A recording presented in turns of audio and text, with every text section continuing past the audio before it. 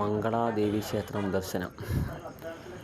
വർഷത്തിൽ ചിത്ര പൗർണമി ദിവസത്തിൽ മെയ് 1 ദിവസം മാത്രം തുറക്കുന്ന ഒരു ക്ഷേത്രമാണ് മംഗളാദേവീക്ഷേത്രം. അന്നേ ദിവസം ഒരു ദിവസം മാത്രമുള്ളതിനാൽ ഭയങ്കര ഭക്തജന തിരക്കാണ് ഈ ക്ഷേത്രത്തിൽ വരുന്നത്. കുമളിയിൽ നിന്നും വനത്തിലൂടെ 13 കിലോമീറ്റർ നീണ്ട ഒരു യാത്ര. ജീപ്പുണ്ട്. ജീപ്പിനാണ് ഒരു സൈഡ് 200 രൂപയാണ് വാങ്ങുന്നത്.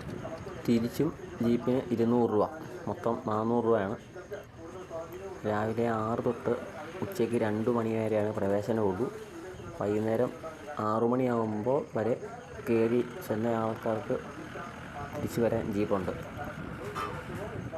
2 മണി കഴിഞ്ഞാൽ പിന്നെ ആളുകളെ അങ്ങോട്ട് പ്രവേശിപ്പിക്കത്തില്ല. മധുരയെ മുഴുവൻ ചുട്ടരിച്ച ശേഷം ദേവി കണ്ണകി രൂപത്തിൽ ഇവിടെ വന്ന് കുടികൊണ്ടെന്നാണ് ഐതിഹ്യം. 1000 വർഷം പഴക്കമുള്ള ക്ഷേത്രമാണ് മംഗളാദേവി ക്ഷേത്രം, കുമളി. കേരള തമിഴ്നാട് ബോർഡിൽ സ്ഥിതി ചെയ്യുന്ന ക്ഷേത്രമായതുകൊണ്ട് തമിഴ്നാട്ടിൽ നിന്നും കേരളത്തിൽ നിന്നും ഇഷ്ടം പോലെ ആളുകളെത്തുന്നു. 2 കൂട്ടരുടെയും കൂടെ ക്ഷേത്രമാണ് മംഗളാദേവി ക്ഷേത്രം.